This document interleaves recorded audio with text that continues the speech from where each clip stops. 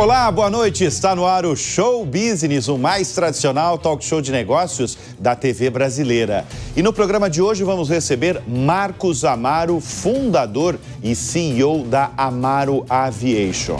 Eu converso também com Sérgio Zimmermann, fundador e CEO da rede Petz. Eu sou o Bruno Meyer e seja muito bem-vindo ao Show Business que começa em instantes.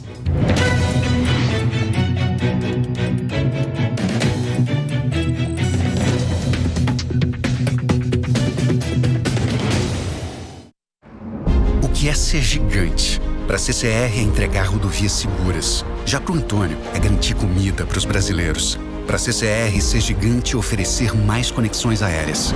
Para a Júlia, é permitir que a vida continue. Ser gigante para a CCR é oferecer um transporte sustentável. Para a Ana, ser gigante é trabalhar para mudar o futuro pela educação. Mover pessoas com excelência é o que nos faz gigantes. CCR 25 anos. Mover o Brasil é para gigantes.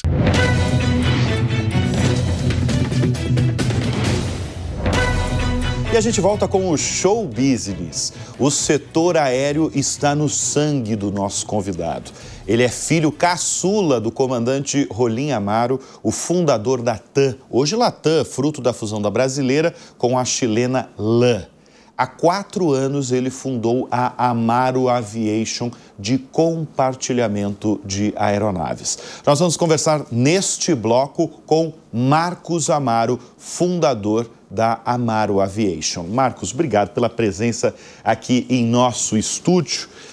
A aviação de negócios, ela tem crescido muito no nosso país, né? Desde o momento em que a ANAC, eu imagino, né? Desde o momento que a ANAC, lá, a Agência Nacional de Aviação Civil, autorizou o compartilhamento de jatinhos. Tem muita gente que nem sabe que isso é possível, mas eu queria que você, neste bloco, falasse um pouco do seu negócio, porque esse é um setor que não conhece crise, né? Pelo que eu vejo, né?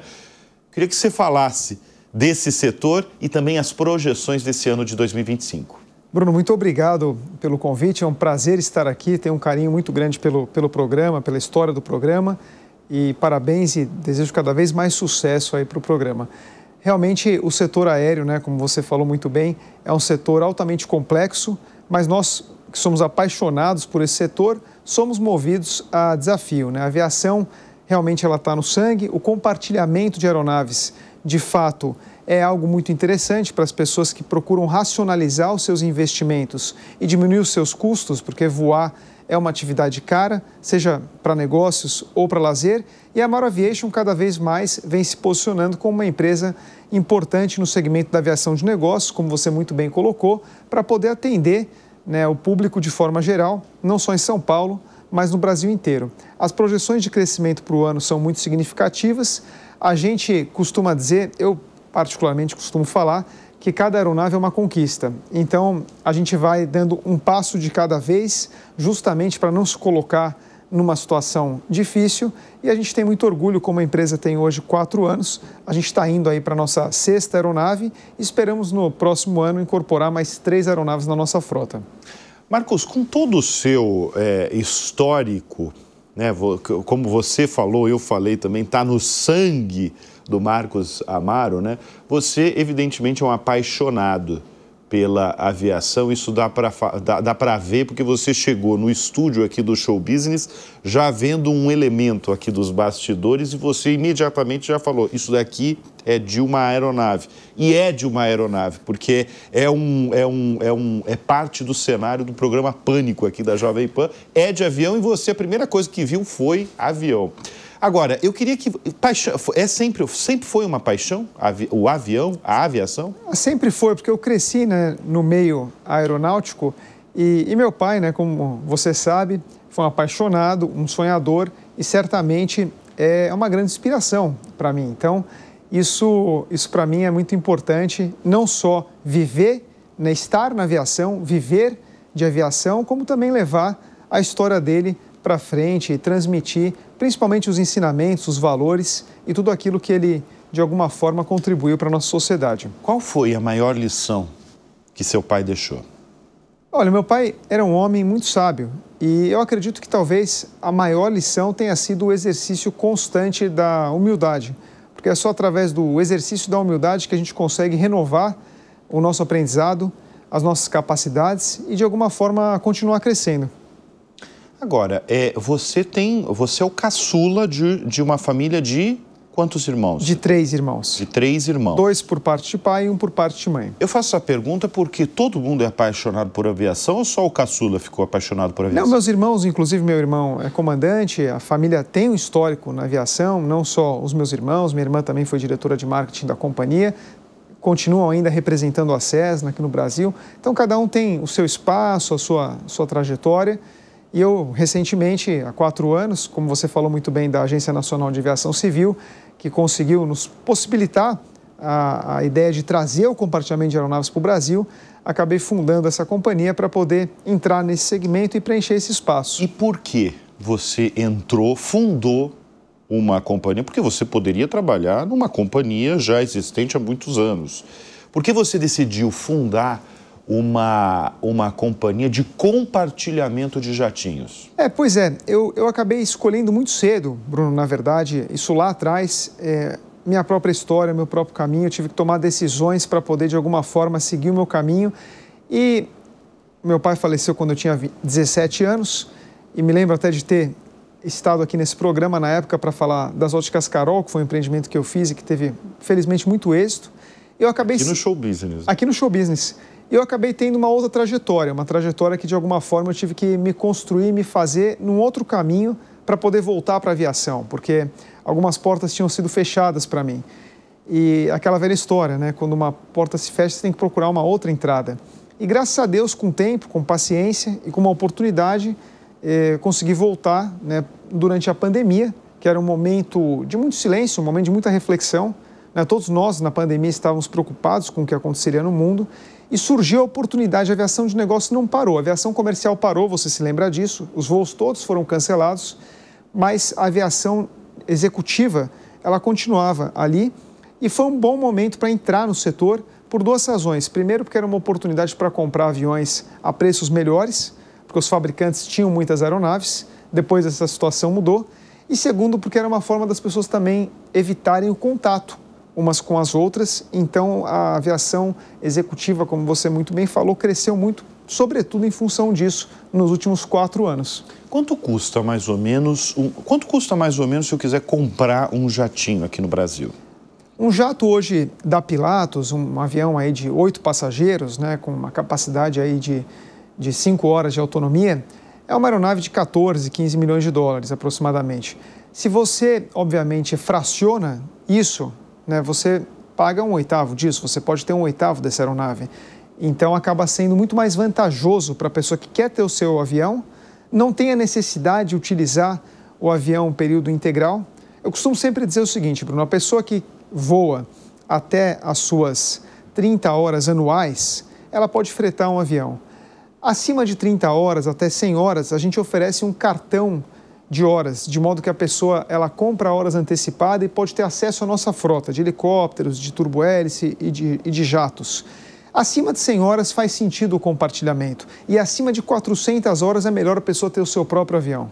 Então, geralmente essa é a conta que funciona para você poder racionalizar e otimizar o seu investimento. O custo mensal para quem costuma, né, para quem compartilha a aeronave é quanto, mais ou menos? Olha, depende da fração. Depende da aeronave. Depende da aeronave, depende da fração. Mas em média, se pegar uma média? Um jato, por exemplo, né, um jato da Pilatus é um jato, se você estiver sozinho nessa aeronave, vai te custar pelo menos 50 mil dólares por mês. Mas se você fraciona isso mais uma vez, isso pode se tornar 10 mil dólares. Aí você paga só o custo variável, que é quando você voa, né? Que aí você vai pagar o combustível, você vai pagar programa de motor, que está relacionado a uma despesa variável. Então, depende da classificação e da fração, e a gente costuma sempre fazer, como a gente diz, né? Tailor-made, de forma personalizada, para poder atender às necessidades das pessoas, né?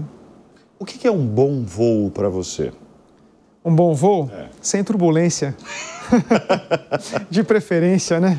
Ninguém gosta de turbulência, né? Ninguém gosta de turbulência. Mesmo assim, ele é realmente o meio de transporte mais seguro do mundo? Com certeza. Você garante isso para a nossa audiência? Com certeza. A aviação avançou muito, né, Bruno? Desde o Santos Dumont até hoje, né, a aviação tem uma segurança muito acima de vários setores da economia, justamente para poder evitar os acidentes, né? Então, a segurança está em primeiro lugar, principalmente na nossa companhia.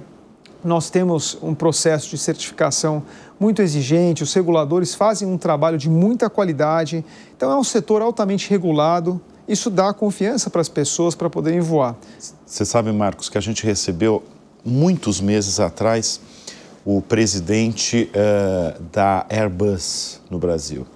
E uma fala dele repercutiu muito, porque ele diz o seguinte: turbulência não derruba avião. Ele simplesmente falou isso, isso viralizou, todo mundo compartilhou essa frase dele aqui no Show Business, e eu logo lembrei porque você acaba de falar, né? Bom voo é aquele que não tem turbulência. Porém... Mas pela experiência, né? É mais não, mas eu digo o seguinte, porém, quando tem uma turbulência dentro do voo, não é então para as pessoas se preocuparem muito. Muita gente tem medo, claro, ninguém gosta da turbulência. Não, o que pode ocorrer... Mas não vai derrubar um avião. Não, muito raro. Assim, o que pode ocorrer, na verdade, é uma corrente, né, ascendente, uma corrente descendente que pode, de fato, provocar, né, uma situação mais perigosa, que aí recomenda-se o uso do cinto de segurança, justamente para evitar qualquer tipo de acidente a bordo. Mas isso faz parte da natureza, enfim, e faz parte do globo, do mundo, do planeta, não tem como evitar, né? Mas o avião é um meio de transporte maravilhoso e graças a Deus, né, que o Santos Dumont deu asas ao nosso sonho, que é voar. Bom, Marcos, a gente está falando de um setor extremamente desafiador. Isso, todo mundo que passa por essa cadeira e trabalha no setor aéreo fala isso, né? Porque é a querosene que move o avião, é o dólar que mexe e impacta todo o setor. O que mais impacta, afinal? Tem aquela frase que é conhecida que se uma empresa aérea não quebrou, ainda vai quebrar, né? Mas assim... É péssima essa frase, isso, né? Isso é péssimo. Eu tenho uma outra frase, que é o seguinte: o cara que quer ser milionário entra no setor aéreo. É um bilionário que se torna um milionário logo em seguida, né? Isso mostra que é do Richard Branson, né? Que inclusive... É do Richard Branson essa frase? Que inclusive tem uma empresa aérea, né? Mas eu acho que continua sendo bilionário, né?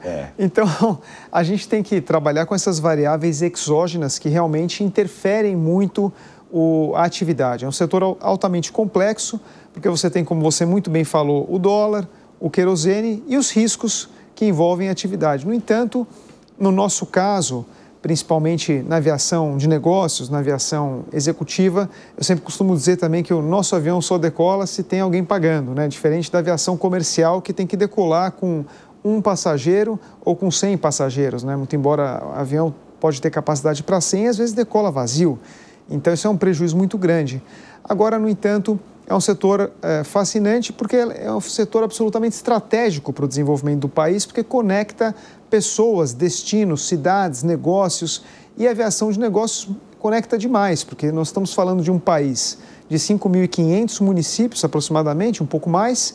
Nós estamos falando que a aviação comercial no Brasil atende menos de 300 municípios e a aviação de negócios alcança mais de 1.000 aeródromos. Então, dá uma opcionalidade muito grande para as pessoas que têm fábricas, para as pessoas que têm negócios voltados ao agro. Isso é muito importante. É isso que eu quero falar. Hoje, o maior público de vocês é qual? Você citou já o agronegócio. Eu imagino que agronegócio brasileiro deve ser um público ali bem significativo de vocês. Certamente. Ou é o agro propriamente disso, ou setores que se relacionam com o agro, como crédito, e que tem que, de alguma forma, visitar as suas atividades e outros estados do Brasil. Então, a parte corporativa e a parte de negócios é muito forte dentro da nossa companhia, muito embora também as nossas aeronaves, elas são utilizadas para lazer, para destinos. Isso a gente acaba otimizando, né, a nossa frota para atender a necessidade das pessoas de forma geral, mas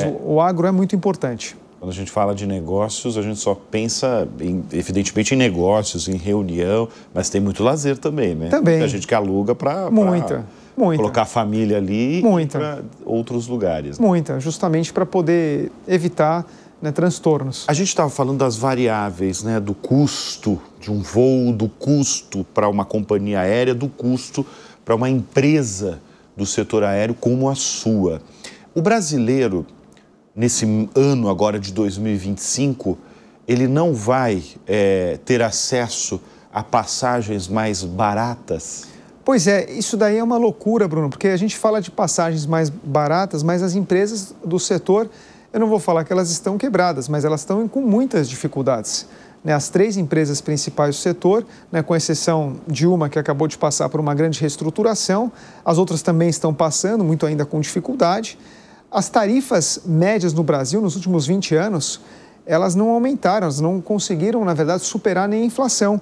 Então, a gente tem uma percepção, de fato, de que a passagem ficou mais cara na pandemia, é verdade, mas a conta que essas empresas estão pagando depois que ocorreu a Covid-19, a pandemia, é muito grande, porque o governo brasileiro também não ajudou as companhias aéreas brasileiras e essas dívidas ficaram para as empresas. Então, as empresas, de fato, têm muita dificuldade em função também da falta de estímulo e de incentivo estratégico do país. Então, eu sou um defensor de que o país deveria ver a aviação como uma necessidade fundamental, né, inclusive estratégica. Então, seria muito importante fomentar, né, o governo tem estimulado, principalmente aeroportos, mas esses aeroportos não têm avião.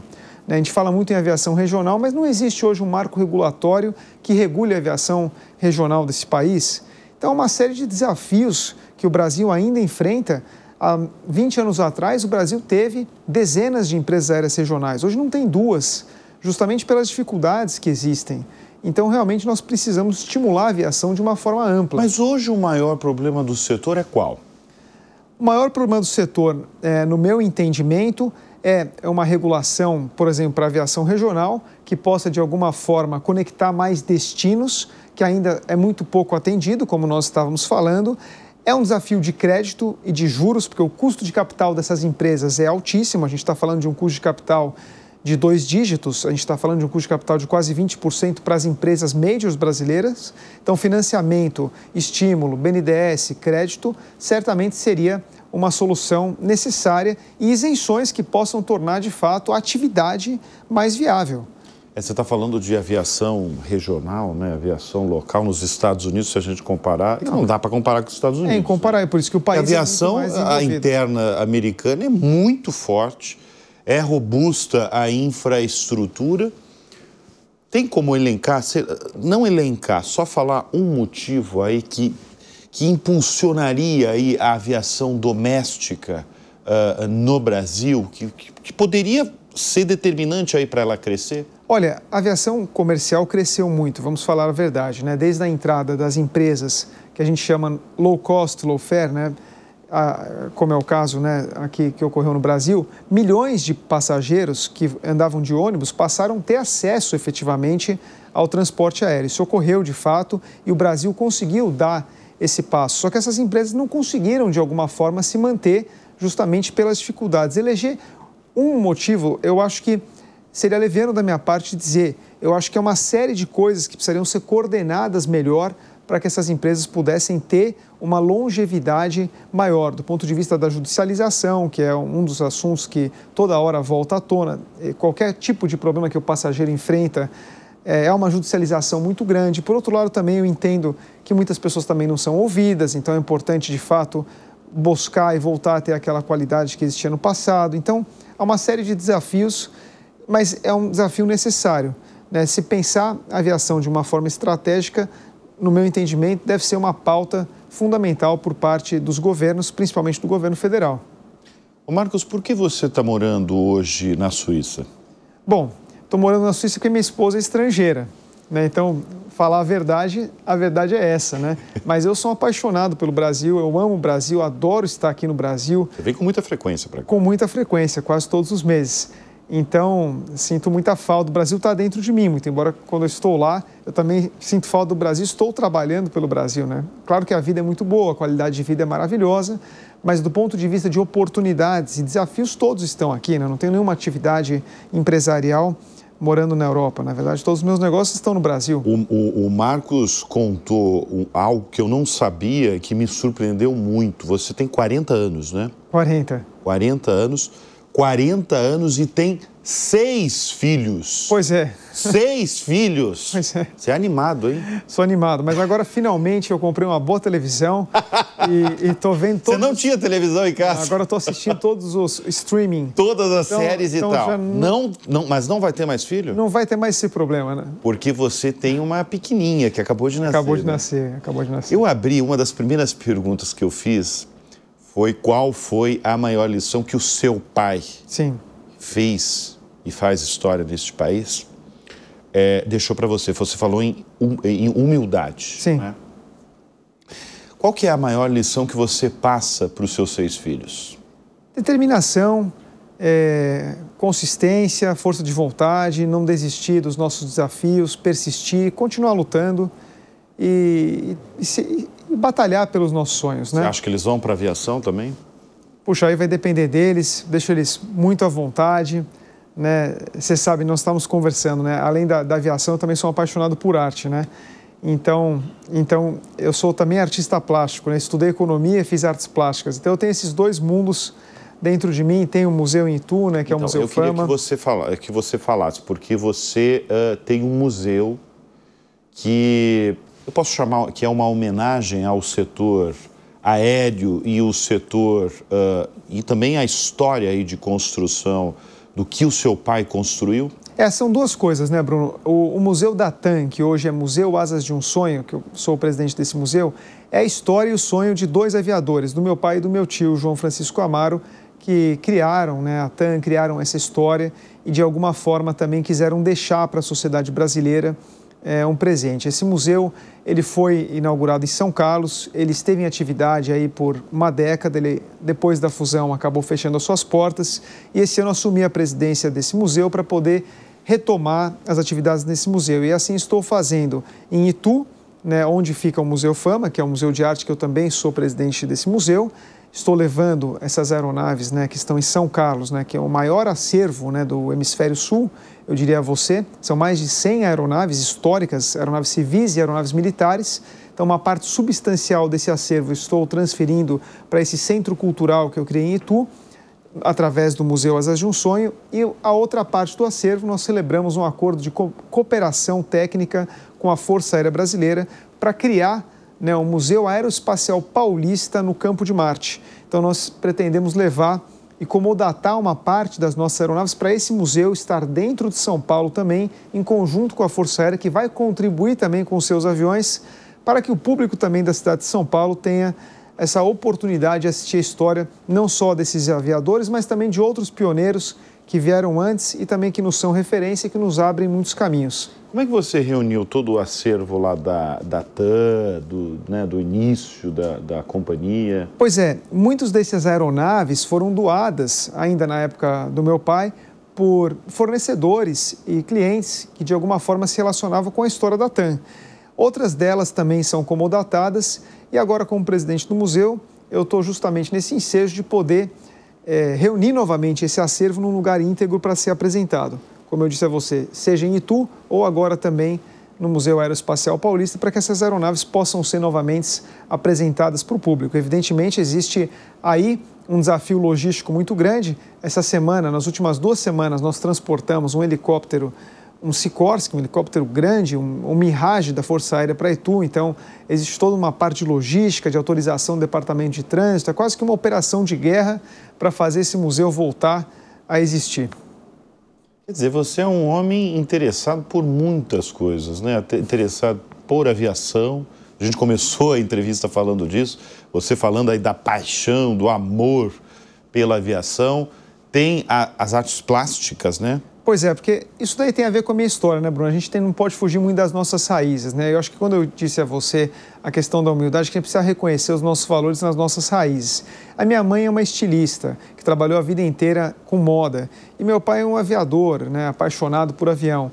Então, os dois são apaixonados nas suas coisas. Eu acabei reunindo, né, esses interesses, essas paixões, e as artes plásticas, para mim, tem muito a ver com esse universo que minha mãe me apresentou. Tanto é que essa fábrica em Itu é uma antiga tecelagem. É a maior massa tombada do estado de São Paulo, são 25 mil metros quadrados.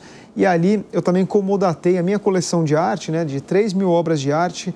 3 mil? De arte brasileira, que vai desde do Aleijadinho até a arte contemporânea, né, passando pela modernidade, para esse museu. E fizemos dezenas de exposições nesse museu, e ali está virando um centro cultural, de modo que as pessoas e as famílias possam visitar esse espaço e conhecer esses múltiplos interesses. Inclusive, o estúdio do artista plástico Cobra fica dentro do nosso centro cultural, em Itu. Muito bem. Qual que é a sua primeira lembrança da sua infância quando você entrou num avião? Você tem essa lembrança? Eu acho que o cheiro, né? Meu pai costumava dizer que o cheiro do querosene é melhor que um Chanel número 5. Ele falava isso? Falava isso. Isso demonstra o quão apaixonado ele era. Isso bate forte em mim até hoje. Quando eu estou no aeroporto e sinto aquele cheiro do querosene queimado, né, do motor radial, né, aquilo me traz, né, uma lembrança onde toca fundo em mim, né? Isso é positivo. É muito. É como eu ter visto essa peça aqui no estúdio, de alguma forma, né? O cenário do pânico aqui, né? Porque me chamou muito a atenção. Você entrou no estúdio, tinha uma parte ali da mesa do Emílio, que eu também nunca sabia, foi feito, é uma parte de avião. É um alumínio ali. Peça é uma ali. peça. Deve ser possivelmente de um motor ali. Impressionante. Marcos Amaro, se a gente pensar, você tem alguma história que mais te surpreendeu, uma história extraordinária que você passou dentro de um voo? Dentro de voo tem uma história muito engraçada, na verdade, quando eu fiz o meu primeiro voo solo, né, que eu estava com meu pai, né, eu tinha... Você não é piloto, você pilota só jatinho, né? Não, piloto privado, né? Você é piloto privado, principalmente aeronaves monomotor, né, que a gente chama de single engine, né?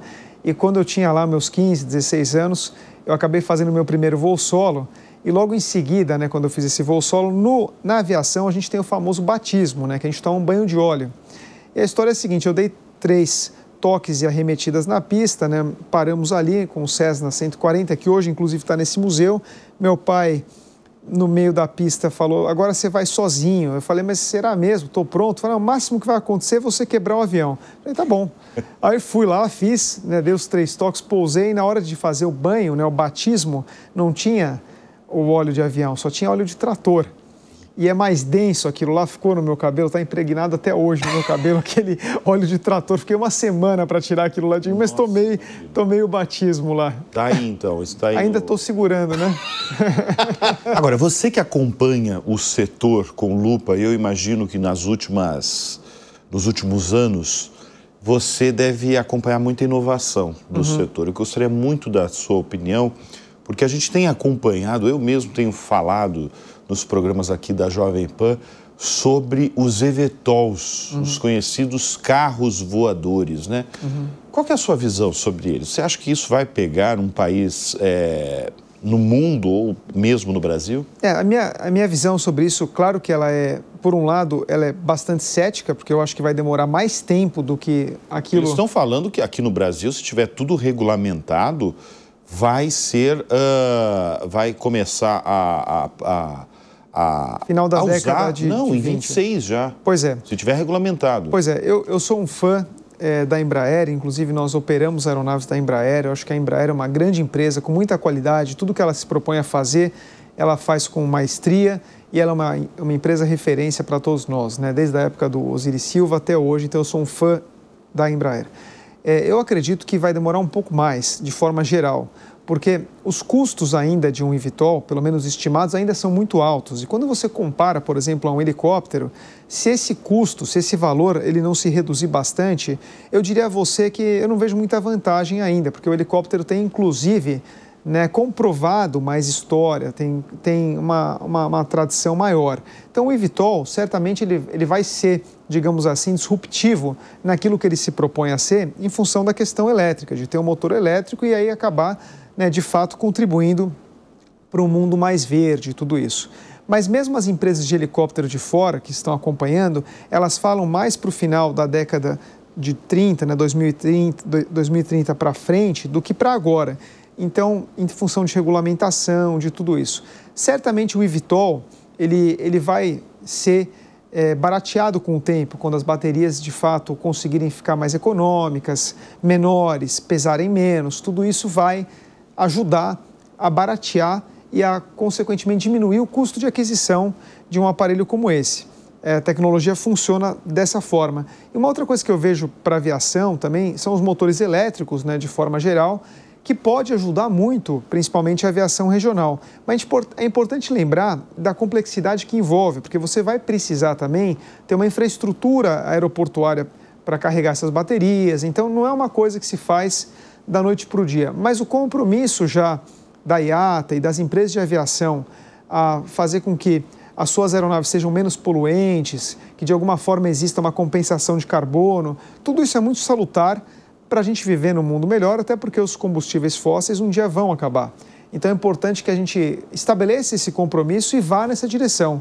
Mas vai demorar um certo tempo ainda para isso acontecer. Só que no Brasil de hoje nós temos uma série de problemas estruturais, como nós estamos falando, que na minha leitura são mais importantes do que esses, como conectar cidades que hoje não são conectadas. E muitas pessoas têm as suas necessidades de transporte e não conseguem acessar cidades remotas por falta de políticas que possam determinar melhor o transporte aéreo. 2025 vai ser um ano bom para a aviação no Brasil? Eu acredito que 2025 vai ser um ano difícil, principalmente pela questão do dólar, né, para a aviação, que certamente é muito substancial. Eu espero, né, que o governo possa fazer a lição de casa da política fiscal, porque sem isso vai ficar muito difícil para nós, empresários, convivermos com esses juros no patamar que ele está. O custo de capital das empresas, como nós estamos falando, é altíssimo, então isso passa necessariamente por um juros menor.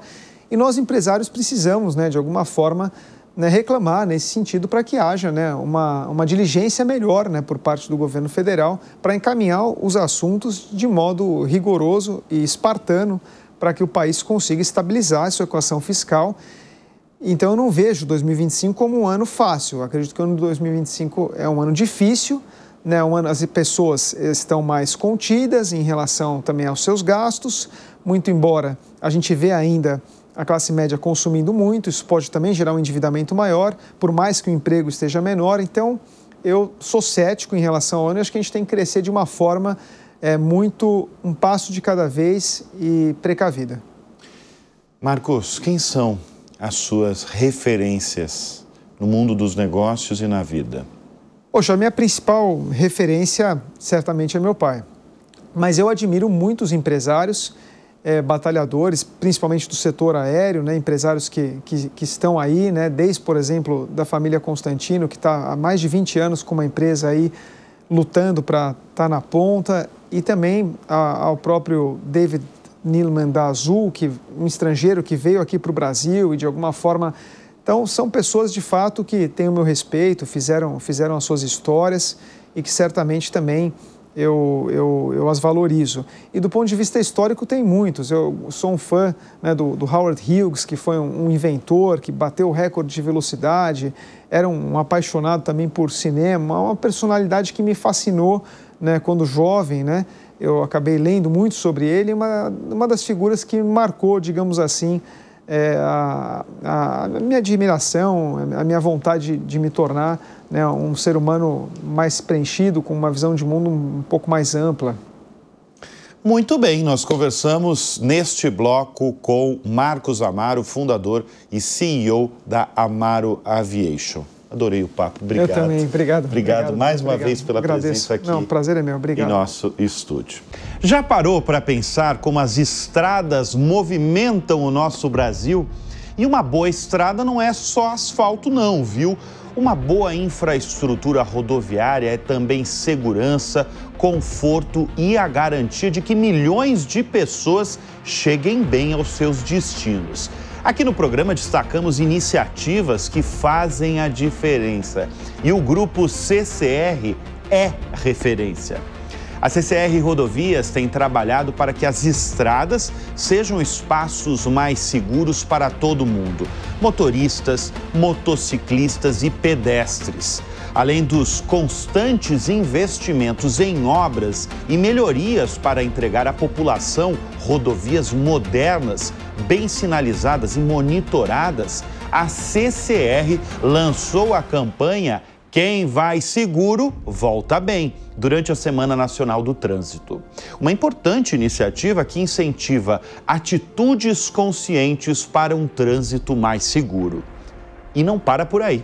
Como estamos enfrentando uma verdadeira epidemia de distrações no trânsito com o uso do celular ao volante, a CCR também tem investido em campanhas educativas para conscientizar o público e levando orientações para os motoristas sobre a importância do foco total na estrada. É a combinação de tecnologia, cuidado humano e conscientização que transformam cada viagem em uma experiência mais segura.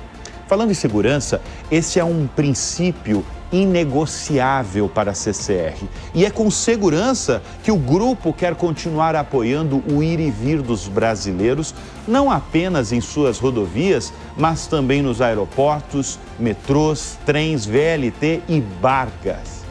Parabéns, CCR, pelos 25 anos movendo o Brasil com cuidado, segurança e inovação. Aproveite, inclusive, e acesse o QR Code aqui na tela para conferir o vídeo da campanha de 25 anos do grupo.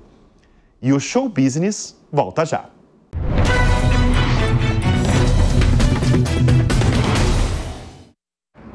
O que é ser gigante? Para a CCR é entregar rodovias seguras. Já para o Antônio, é garantir comida para os brasileiros. Para a CCR, ser gigante é oferecer mais conexões aéreas.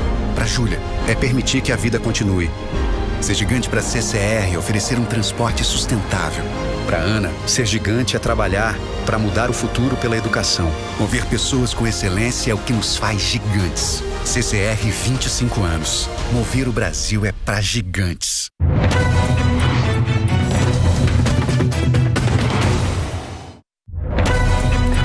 Ele começou a vida profissional como animador de festa infantil. E não só isso, teve uma barraca para vender gibi nas ruas. Era muito pouco para quem é ambicioso e começou a empreender desde cedo por incentivo dos próprios pais. Nós estamos falando de Sérgio Zimmermann, que fundou a Petz, uma gigante do setor de pet shops no Brasil, que anunciou em abril uma intenção de fusão com uma outra gigante do setor, a Cobasi. Juntas, essa nova companhia terá uma rede de quase 500 lojas, consolidando-se como a maior do setor no país, com um faturamento aí de 6 bilhões e 900 milhões de reais. Sérgio Zimmermann é o nosso convidado de hoje aqui no Show Business, a quem eu agradeço muito pela presença em nosso estúdio. Sérgio, você já declarou que Petz e Cobasi selaram a paz com a fusão, se tudo ficar bem entre vocês, né? Vocês viviam em guerra antes dessa intenção de fusão? Bruno, muito obrigado pela oportunidade da entrevista, um prazer estar aqui. Naturalmente, quando você tem um competidor da qualidade da Cobasi e a Cobasi um competidor da qualidade da Petz, é natural que a gente esteja dia a dia batalhando pelos clientes, batalhando por pontos comerciais e, sem dúvida nenhuma, isso gera um atrito, mas que faz parte do mundo dos negócios. Agora, a junção tem como principal objetivo melhorar os custos das companhias para que o consumidor possa ter acesso a preços melhores do que os preços que nós praticamos hoje. E quando é que começou a primeira conversa entre vocês? Partiu de você? Eu brinco que partiu de um ligou para o outro não atendeu, depois o outro voltou a ligação. Mas quem foi o primeiro? Foi o Sérgio ou foi o Paulo Nassar na Cobasi? Eu acho que a gente sempre teve, aqui eu digo por parte da Petz, a gente sempre teve a clareza de entender que esse modelo de negócios nosso, ele combinado, ele poderia ser muito mais racional e gerar mais benefícios para o consumidor. Porque o que acontece? Quando você tem uma competição que você fica abrindo loja um ao lado do outro, você está duplicando o investimento em loja, você está duplicando o investimento em equipe, você está duplicando o gasto de aluguel e tudo isso aí, alguém está pagando essa conta. Se você consegue fazer uma operação mais racional, você tem menos custos, e menos custos significa mais possibilidade de preços competitivos para o consumidor. Agora, hoje as lojas, tanto da Petz quanto da Cobasi, elas têm muitas similaridades, né? O que o consumidor, claro, tem diferenças, mas elas são similares. Mas não foi assim no passado, né? Quando você lançou há mais de 20 anos a Petz, ela era bem diferente do que é uma Cobasi hoje, né? A Petz, originalmente com o nome de Petz Center Marginal, na Marginal do Tietê, dia 17 de agosto de 2002, foi o dia que estreou a Petz Center Marginal. A Petz Center Marginal foi uma loja que nasceu inspirada na Cobasi, porque afinal de contas eu decidi entrar para esse ramo por enxergar que já existia uma rede que era a Cobasi, que tinha 17 anos já de vida na época, e tinha 3 lojas. Uma no Walmart de Osasco, outra na Avenida Giovanni Gronchi e outra no Ceagesp. Quando eu vi o tamanho das 3 lojas, eu tomei a decisão de entrar para esse negócio. Mas, inspirado neles, eu fiz uma loja grande, mas com muitos diferenciais em relação ao que eles faziam. Então, eles não faziam atendimento, era só autosserviço, eu coloquei atendimento, coloquei serviços de maneira proprietária, venda de filhotes e várias cadastramento de clientes que eles não tinham, eventos na loja que eles não faziam. Só que na linha do tempo, ao longo desses 22 anos, a gente foi convergindo, começou bem diferente. O que dava certo em um, ao outro pegava, claro, e vice-versa. Sem dúvida nenhuma. Então, ao longo dessa trajetória de 22 anos, há muita conversão da gente se aproximar do modelo da Cobasi e a Cobasi ter se aproximado do nosso modelo. Sérgio, é muito curioso você afirmar que, de certa forma, você entrou no setor de pet shops meio que por acaso, né? Por uma observação, né, muito específica ali sua, mas por acaso. Seu pai, sua família não tem relação nenhuma com o setor. Foi uma insistência do meu cunhado, na verdade. Ah, é? Do seu cunhado. Que ele fazia shampoo para cachorro, literalmente no quintal da casa dele. E eu estava com esse ponto vago, oriundo de um projeto anterior que tinha dado errado. E eu precisava recomeçar a vida, 4 filhos para sustentar. E eu estava vendo que tipo de negócio que eu poderia lançar nesse prédio da Marginal. Mas o prédio tinha 3.000 metros quadrados e eu achava o prédio demasiadamente grande para montar uma pet shop, porque a minha referência de pet shop era 100 metros quadrados, 200. Era pet shop de bairro. Era pet shop de bairro e eu não conhecia a Cobasi. Quando me deram o endereço da Cobasi, que eu fui ver o tamanho que eles tinham na zona sul-oeste de São Paulo, imediatamente eu tomei a decisão, por uma coisa simples, por trânsito. Porque o ponto que eu tinha ficava na ponte da Vila Guilherme, para atender a zona leste e norte de São Paulo. Para você chegar até uma Cobasi, demoraria de 40 a 60 minutos, de acordo com o trânsito. Se eu montar uma loja que ofereça as mesmas coisas, um tamanho legal e tem um ambiente bom, eu vou estar economizando do morador da zona leste e zona norte 40 a 60 minutos de tempo. Muito bem. Agora, eu fiz esse comentário porque você hoje realmente, evidentemente, acredita e aposta no setor. Porque, inclusive, o Sérgio, ele tinha 100% da companhia, vendeu para um fundo e ele aumentou recentemente, antes dessa carta de intenção, a participação na companhia. Se ele tinha 29%, agora você está com quanto? 47%? Entre 49%? Opções e ações, quase 47%. 47% da Petz, porque tiveram outros, tiveram fundos ali, né? O fundo, final de 2013, entrou o fundo Warburg Pincus, um fundo americano, que ficou de 2013 até 2020, quando teve o IPO e eles saíram. Na época, eles chegaram a ter 55% da companhia e no IPO eles venderam toda a participação. Agora, se fechar 100% ali, Cobasi e Petz juntas, para você, quantos por cento aí de chances de o negócio estar selado 100%? Naturalmente, quando a gente anuncia, porque não era obrigatório anunciar a intenção de fusão. A gente anunciou por uma questão de governança, porque como envolve muitos auditores, muitos advogados, a gente ficou preocupado pelo fato da Petz ser uma companhia pública, desse assunto da fusão vazar e gerar especulações desnecessárias. Então a gente preferiu ser transparente desde o começo. A gente preferiu ser transparente anunciando uma coisa que não era obrigado a anunciar. A gente poderia conduzir esse processo em sigilo, mas que a gente não considerou como a melhor prática de transparência. Então, obviamente, para fazer isso é porque você tem uma altíssima expectativa de que isso vai se concretizar. Se a gente tivesse feito uma carta de intenções, mas uma carta que, vamos ver o que vai dar, a gente não iria anunciar. Até porque foi a quarta ou quinta negociação que a gente fez, então a gente já tem um pouco de maturidade das outras negociações e a cada evolução foi evoluindo um pouco mais. E dessa vez a gente realmente acredita que vai andar. Bom, e nessa nova companhia você vai ser o chairman e o Paulo Nassar, que hoje é o CEO da Cobasi, vai ser o CEO dessa nova companhia. Isso. Vai ser diferente você como chairman do que você fazia como CEO da Petz? Sem dúvida. Acho que as funções de CEO e de chairman são substancialmente diferentes.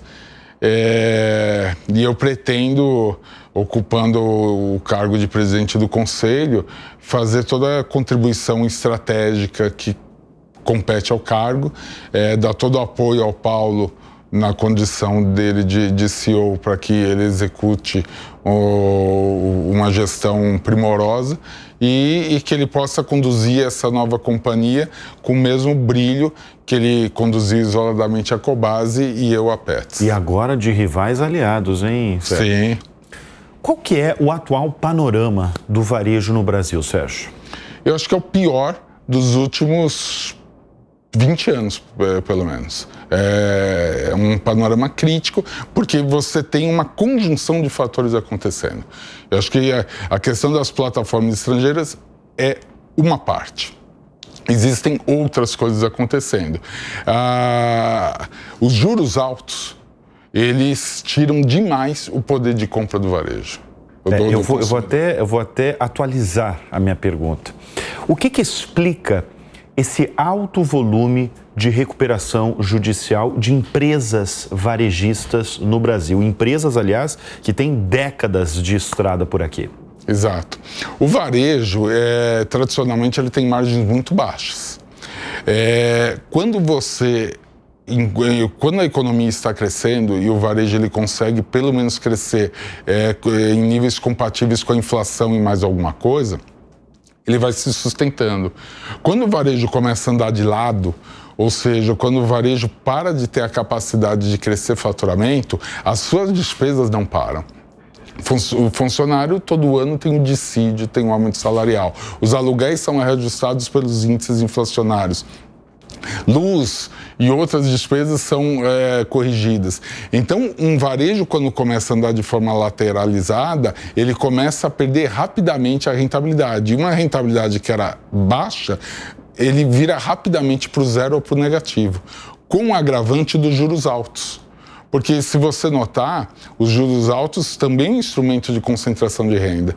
Você tem numa ponta uma pequena parcela de pessoas que tem dinheiro para ganhar com juros altos e na outra ponta uma grande parcela de pessoas que pagam esses juros altos. E a gente está, desde do final da pandemia, vivendo juros reais de 5%, 6%, 7% ao ano, o que, convenhamos, num cenário que o varejo não está aquecido, é fatal para a saúde de qualquer empresa. Sérgio, a gente vai abrir ao longo do programa a participação de pessoas que trabalham com você, desse universo aí de 7 mil profissionais que você comanda diariamente. Vamos ver a primeira pergunta que tem diretamente para o Sérgio Zimmermann. Oi, Sérgio, tudo bem? Aqui é o Cauã, gerente da loja de Balneário Camboriú. E a minha pergunta é: quais são os maiores desafios e missões de um CEO? Muito bem. Diretamente de Balneário Camboriú, Santa Catarina.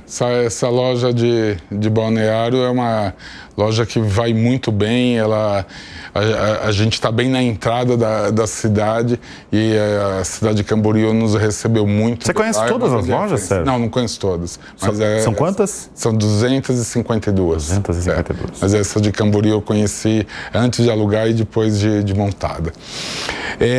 O principal desafio, sem dúvida nenhuma, é gestão de pessoas. Né? Esse é o grande... Uma empresa, no final do dia, é formada por pessoas. E uma coisa que eu aprendi, Bruno, que foi crucial para esse meteoro que foi a Pets. Por que eu estou falando meteoro? Eu vou pegar um dado de uma reportagem da revista Veja São Paulo, que saiu sobre a competição Pets Cobasi na época, e lá indicava a Pets faturando 100 milhões de reais em 2011. Ela faturou 100 milhões em 2011, em 2023 faturou 3.800. Significa que em 12 anos a Pets subiu 38 vezes o faturamento. Uma empresa que cresce 38 vezes, sem dúvida nenhuma, a diferença está em pessoas. E se tem uma coisa que eu aprendi, foi a capacidade de contratar pessoas muito melhores que eu. Foi fácil, foi rápido perceber isso? Foi um médio prazo, porque logo quando o fundo entrou e eu precisava começar a profissionalizar a companhia, eu fiquei pensando em qual critério que eu deveria ter melhor para avaliar um diretor. E eu comecei a perceber que alguns diretores eu tinha profunda admiração e outros eu pensava, pô, se eu estivesse no lugar dele eu estaria fazendo melhor. E a cada um que eu fiquei com esse sentimento, eu troquei. Até encontrar alguém que eu olhei e falei assim, pô, eu admiro porque eu não saberia fazer o que essa pessoa está fazendo. É fácil demitir? Fácil nunca é, mas é necessário. Eu acho que qualquer gestor, principalmente um CEO, fazer demissão é insumo para você ter também respeito e liderança na companhia. Porque se não demitir significa não diferenciar as performances. Tem performances muito boas, mas tem performances que... E não tem nada a ver com a pessoa. Aqui é importante notar o seguinte, eu sempre tive essa consciência. Um profissional que não tenha dado certo na Pets, ou que eu não tenha tido admiração suficiente, apenas significa que ele não deu certo na Pets, mas ele pode brilhar em outra companhia. E vice-versa. Às vezes algum profissional que não se encaixou bem em outra companhia pode brilhar na Pets. Você está falando dessa diferença, né, que você percebeu, principalmente depois que entrou um fundo internacional para vocês, essa diferenciação nas características de determinados diretores.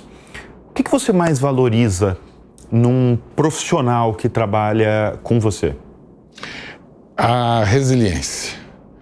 Assim como para o empreendedor, os profissionais de primeira linha, eles precisam ter uma capacidade de resiliência, porque varejo não é fácil. Muitas vezes você está empolgado com algum projeto, empolgado com alguma coisa, mas o dia a dia é puxado, é cansativo, você toma muita pancada, tem muito dia que você chega exausto. Se você não tiver resiliência e capacidade de adaptação, você fica pelo caminho, você desiste, ou você acha que tem que trocar de emprego porque a grama do vizinho vai ser mais verde.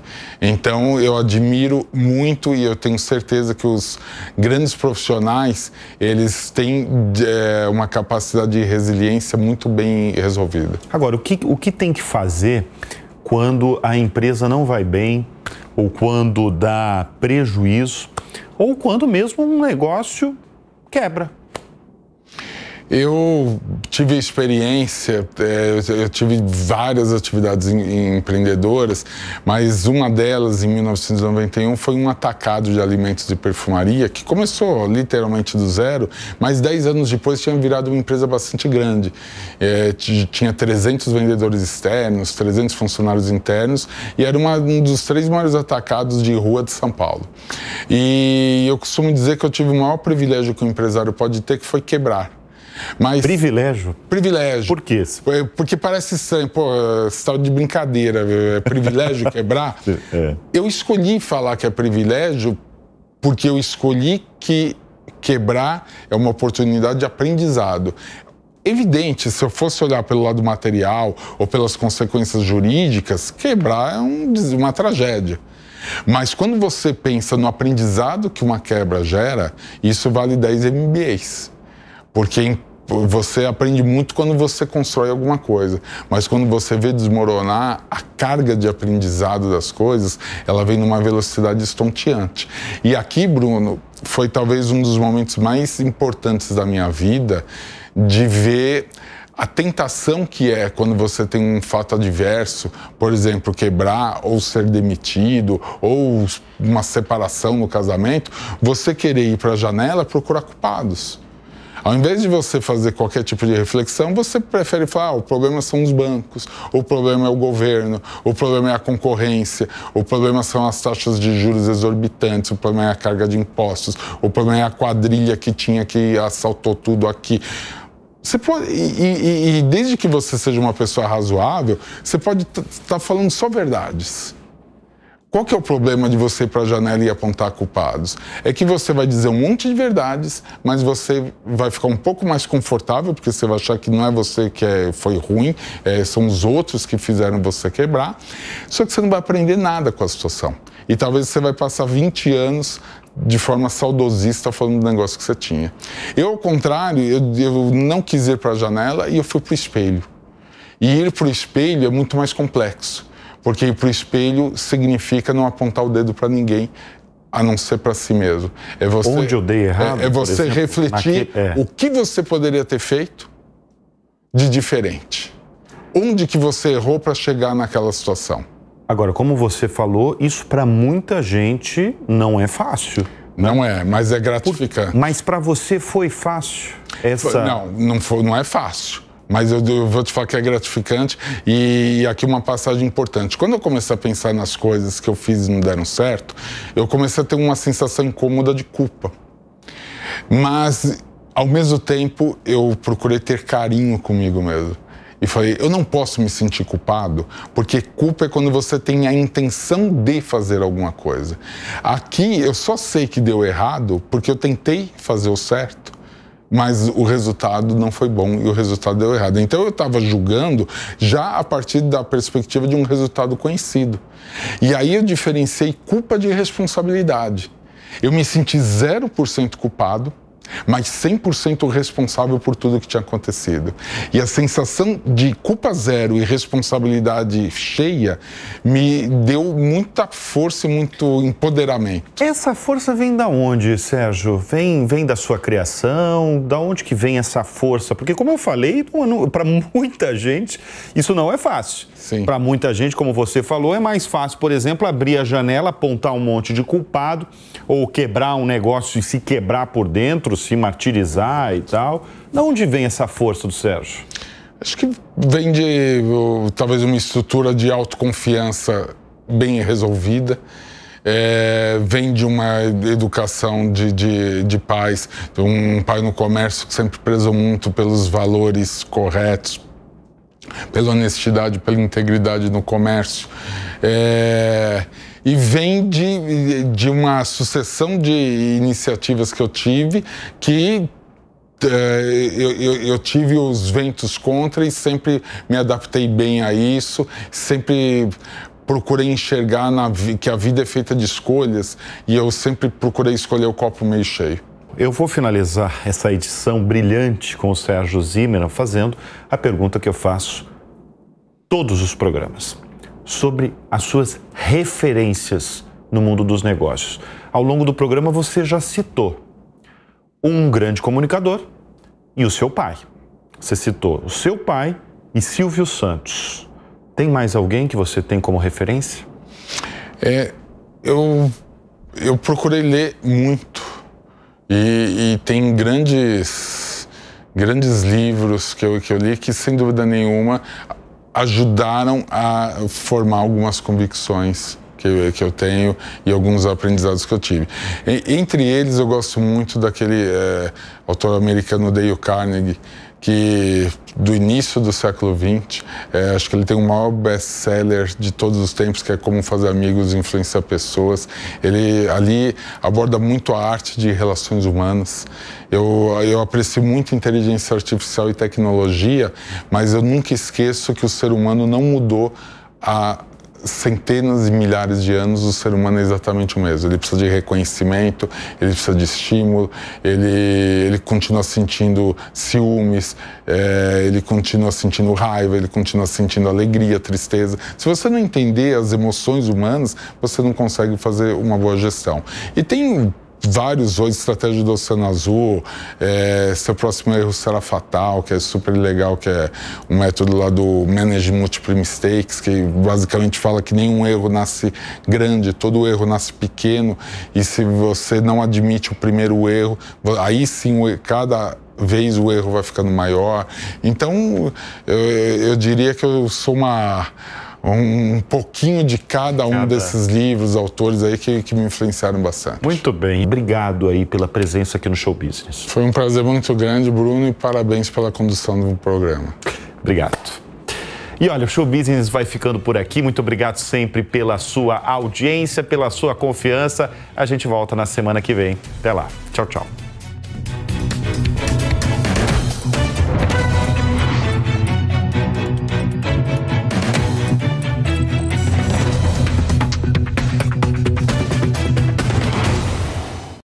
A opinião dos nossos comentaristas não reflete necessariamente a opinião do Grupo Jovem Pan de Comunicação.